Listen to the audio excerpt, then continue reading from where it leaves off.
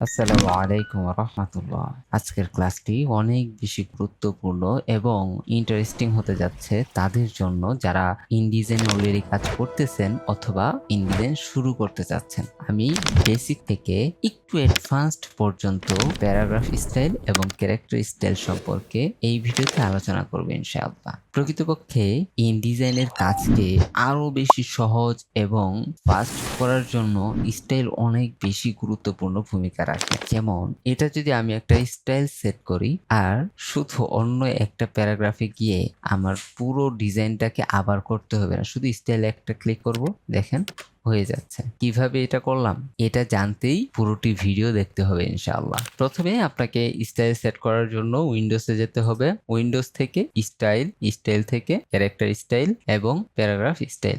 আপনি যদি উইন্ডো থেকে প্যারাগ্রাফ স্টাইল এবং ক্যারেক্টার স্টাইল অ্যাড করে নেন তাহলে দেখবেন এখানে প্যারাগ্রাফ স্টাইল চলে এসেছে। আমি এখান থেকে ক্যারেক্টার স্টাইলটা নিয়ে নিই। ক্যারেক্টার স্টাইল তো যেটা আমরা দেখলাম, স্টাইল কি করে, যদি আপনি একটা টেক্সটের মধ্যে কাজ করেন, একটা ডিজাইনের কাজ করেন, সেই ডিজাইনটাকে হুবহু অন্য একটি লেখার মধ্যে আপনি স্টাইলের মাধ্যমে পেস্ট করতে পারবেন বা অ্যাপ্লাই করতে পারবেন। তো স্টাইল আপনার কাজটাকে আরো বেশি সহজ করে দেয়। আমরা ধরুন এই প্যারাগ্রাফের উপর যেই কাজটি আমরা গত ক্লাসে করেছিলাম, আমরা চাচ্ছি যে এটার একটা স্টাইল সেট করব। তো সেটা কিভাবে দেখেন, আপনি এই পুরো প্যারাগ্রাফটাও সিলেক্ট করতে পারেন অথবা এখানে একটা ক্লিক করলেই পুরো প্যারাগ্রাফের মধ্যেই সিলেকশন চলে আসছে। আমরা টেক্সটের ক্ষেত্রে আমরা যদি ক্যারেক্টারে কাজ করি তাহলে আমাদের প্রয়োজন হয় যে পুরো লেখাগুলোকে সিলেক্ট করে তারপর কাজ করতে হবে, কিন্তু প্যারাগ্রাফের মধ্যে আপনার প্রয়োজন নাই যে আপনি সমস্ত লেখাই সিলেক্ট করবেন। আপনি শুধু যদি প্যারাগ্রাফের কোনো অংশে মাউসের কার্সারটা রাখেন তাহলেই পুরো প্যারাগ্রাফের মধ্যেই কাজ হতে থাকবে। যেমন আমি এখানে জাস্ট একটা ক্লিক করছি, এখন যদি আমি প্যারাগ্রাফের মধ্যে কোনো চেঞ্জেস করি, যেমন এটা মিডল অ্যালাইনমেন্ট, রাইট অ্যালাইনমেন্ট বা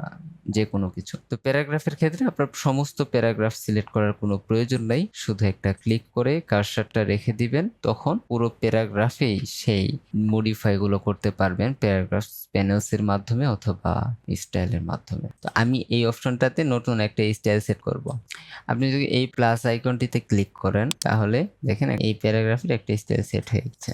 এই যে এটাতে আপনি মাউসের লেফট বাটন ক্লিক করেন, তারপরে এডিট অপশনে গিয়ে আপনি এখান থেকে নাম পরিবর্তন করতে পারবেন, দেন ওকে দিয়ে দেন।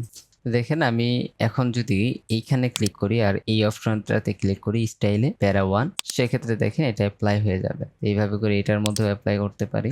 স্টাইল এই অপশনটির মাধ্যমে যে কোনো স্টাইল আপনি সেট করতে পারবেন এবং পরবর্তী সময় যে কোনো প্যারাগ্রাফ বা ক্যারেক্টারে আপনার সেই স্টাইলটি অ্যাপ্লাই করতে পারবেন ইনশাআল্লাহ। ক্যারেক্টার স্টাইল দেখেন এখানে সেম প্যারাগ্রাফের মতোই, ইন্টারফেসে কোনো পার্থক্য নেই, শুধু এখানে প্যারাগ্রাফ লেখা, এখানে ক্যারেক্টার্স। কিন্তু আমরা আগেই জানি যে প্যারাগ্রাফ কি করে, পুরো প্যারাগ্রাফের উপর কাজ করে। ক্যারেক্টার কি করবে, শুধু কয়েকটা অক্ষর বা ওয়ার্ডের উপর কাজ করবে। প্যারাগ্রাফের ক্ষেত্রে প্যারাগ্রাফ সিলেক্ট করার প্রয়োজন নাই, কিন্তু ওয়ার্ডের ক্ষেত্রে, ক্যারেক্টারের ক্ষেত্রে আমাকে যেই ক্যারেক্টার স্টাইলটা সেট করতে হবে সেই ক্যারেক্টারটা অবশ্যই সিলেক্ট করে রাখতে হবে, তারপরেই ক্যারেক্টার স্টাইল সেট হবে বা ক্যারেক্টারের স্টাইল তৈরি করা যাবে। তো আমি চাচ্ছি এখানে একটা হেডিং দিলাম, এখান থেকে একটা ফন্ট সিলেক্ট করি, এটাকে মিডল অ্যালাইনমেন্টে নিই। দেখেন আমি কিন্তু এটা মিডল অ্যালাইনমেন্টে নিছি, এটা কোথায়, প্যারাগ্রাফের মধ্যে, কিন্তু ক্যারেক্টারের মধ্যে কিন্তু কোনো অ্যালাইনমেন্টের অপশন নেই। ক্যারেক্টারের মাধ্যমে কি কি করা যায় দেখেন, আমি এখানে কার্নিং বা ট্রেকিং এড করতে পারি।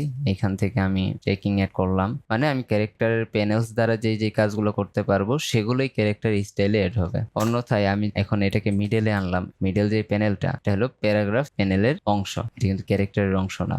এখন বোল্ড করলাম এবং সমস্ত লেখাকে বড় করে দিই আর এখানে একটা কালার এড করে দিই আমার লেখার।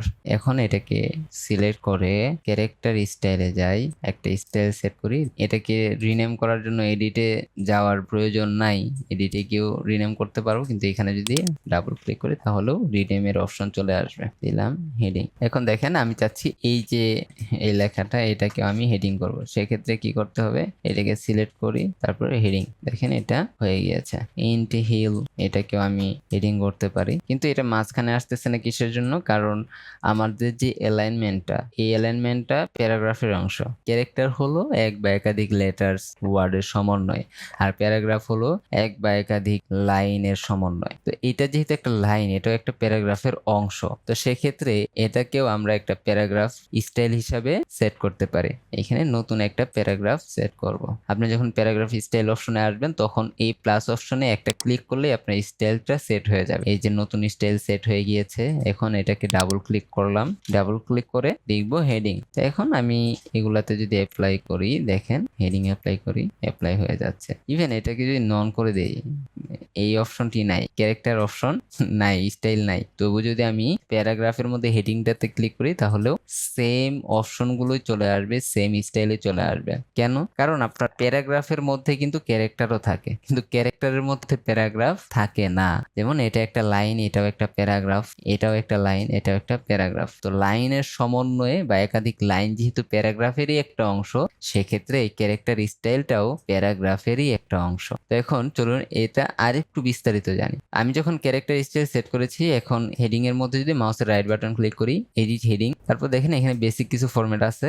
আমি চাইলে এখান থেকে এটার ফন্ট স্টাইল আছে সেটাকে পরিবর্তন করতে পারি, বা ফন্ট ফ্যামিলি। দেখেন আমি প্রিভিউ অপশনটা অন রাখছি বিধায় এটা কিন্তু বোঝা যাচ্ছে যে আমি কি কি পরিবর্তনগুলো এখানে আনছি। আমি যদি এটাকে অফ করে দিই তাহলে কিন্তু শো করবে না। প্রিভিউ অপশনটা অন রাখেন এবং আপনার পরিবর্তনগুলো দেখতে থাকেন। তারপর সাইজ, আমি চাইলে এখান থেকে সাইজটাও মডিফাই করতে পারবো, 34 দিলাম। তারপর ট্রেকিং, কার্নিং, এগুলো ইউজ করতে পারেন ইনশাল্লাহ। আমার এখানে প্রত্যেকটা অক্ষরই বড় হাতের আসছে, আমি চাইলে এটাকে নর্মালও রাখতে পারি অথবা অল ক্যাপ রাখতে পারি। এখানে আরো কিছু অপশন আছে, আন্ডারলাইন, আপনি চাইলে আন্ডারলাইন দিতে পারেন অথবা নিচের এই অপশনটিও অ্যাড করতে পারেন। তারপরে অ্যাডভান্স ক্যারেক্টার ফরম্যাট, তার নিচে রয়েছে কালার্স, আমি চাইলে এখান থেকে ক্যারেক্টারের কালার্স পরিবর্তন করে দিতে পারবো, অথবা এই যে এই অপশনটিতে ডাবল ক্লিক করে কালার পরিবর্তন করতে পারি। তারপর ওপেন টাইপ ফিচার, যে আমি যদি আন্ডারলাইন এড করি এখান থেকে সেট করতে পারেন স্ট্রোকের থিকনেসটা সেটা কেমন হবে। অফসেট, এটা কতটুকু নিচে নামবে বা উপরে উঠবে।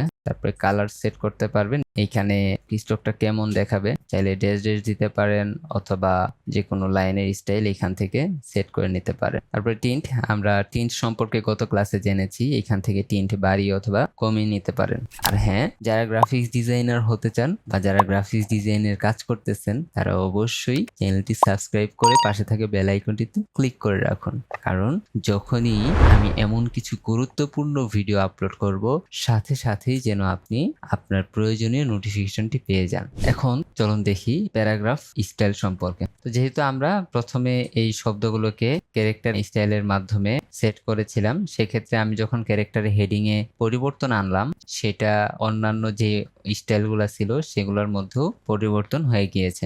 তো এটা স্টাইলের একটা সৌন্দর্য। আপনার ইচ্ছা হলো প্রত্যেকটা হেডিং এ কিছু চেঞ্জেস আনবেন, সেটা হতে পারে ফন্ট স্টাইলের দিক থেকে, সেটা হতে পারে আপনার সাইজের দিক থেকে। এই কাজগুলোই খুব সহজে স্টাইলের মাধ্যমে করা যায়, যে আপনি এক ক্লিকে বা একটা ওয়ার্ডের চেঞ্জেস এর মাধ্যমে সমস্ত স্টাইলেই চেঞ্জেস আনতে পারবেন। এখন আমরা প্যারাগ্রাফ স্টাইল সম্পর্কে দেখব। এটাকে প্যারাগ্রাফ স্টাইলে সেট করেছিলাম, এখানে যাই, যে প্যারাগ্রাফ এডিট অপশনে দেখেন অনেকগুলো অপশন আসছে। এখানে প্রত্যেকটা অপশন আমার বোঝার প্রয়োজন আছে এরকম না। শুরুতে নাম, জেনারেলের পরে বেসিক ক্যারেক্টার ফরম্যাট, এখান থেকেও পরিবর্তন করতে পারবেন। অ্যাডভান্সড ক্যারেক্টার ফরম্যাট, আপনি চাইলে এটা ভার্টিক্যালি স্কেল করতে পারবেন, ঠিক তেমনি হরিজন্টালি স্কেল করতে পারবেন। আমি এই অপশন দুটো একদম পছন্দ করি না, কারণ প্রয়োজনই নাই যে আপনার এইভাবে স্কেলিং করার। ইনডেন্ট অ্যান্ড স্পেসিং, দেখেন আমরা এখানে স্পেসিং ব্যবহার করছি, before space, after space.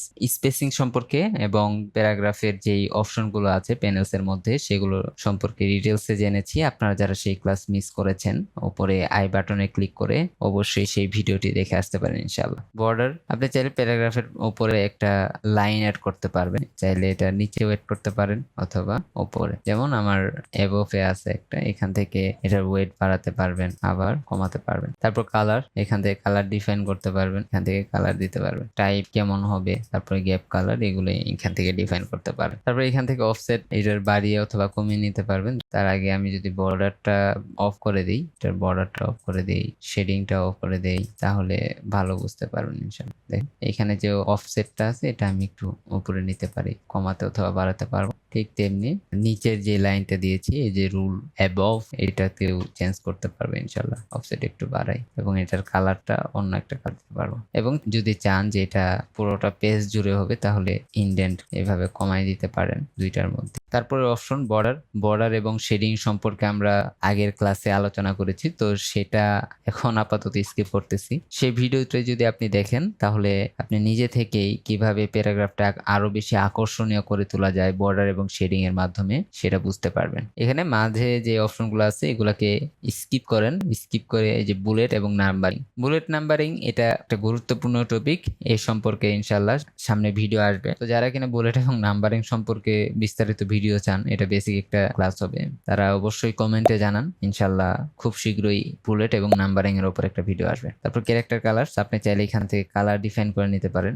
Black আছে, ব্ল্যাকের থেকে অন্য একটি কালার দিতে পারেন, অথবা এইখান থেকে আপনার পছন্দের কালার দিতে পারবেন ইনশাল্লাহ। তারপর আন্ডারলাইন অপশন, আপনি চাইলে আন্ডারলাইন অ্যাক্টিভ করে নিতে পারেন, যে প্রত্যেকটা লেখার নিচে আন্ডারলাইন আসবে। প্যারাগ্রাফ যদি বেশি লেখা থাকে সেখানে আন্ডারলাইন না দেওয়াই ভালো। আপনি যদি ডিফাইন করতে চান, এরকম অনেক অপশন আছে, দেখছেন দুইটা লাইনের মাঝখানে আপনি প্যারাগ্রাফটাকে আলাদা করলেন, এইভাবেও অনেক ওয়েতে আপনার প্যারাগ্রাফটাকে আলাদা করতে পারবেন। প্রয়োজন নাই যে প্রত্যেকটা প্যারাগ্রাফের লাইনের নিচে আন্ডারলাইন এড করা, তবুও যদি আপনার প্রয়োজন হয় দিতে পারবেন ইনশাল্লাহ। আমি এখানে যখন আমার প্যারাগ্রাফ স্টাইলটা সেট হয়ে যাবে ওকে দিয়ে দিব। দেখেন আমার এই প্যারা অপশনে চেঞ্জেস করার মাধ্যমে আমি যেই প্যারাগ্রাফে এই স্টাইলটি এড করেছিলাম সমস্ত জায়গাতেই এটা কিন্তু চেঞ্জ হয়ে গিয়েছে। যখন এইটা এই প্যারাগ্রাফের আন্ডারে চলে গেল তখন এইখানে একটা প্লাস লেখা আসছে, মানে এই লেখাগুলোতে এই প্যারাগ্রাফ স্টাইলের যে কালারটা এটা অ্যাপ্লাই হয় নাই। তো সেক্ষেত্রে কি করতে হবে, এইখানে এটাতে একটা ক্লিক করেন,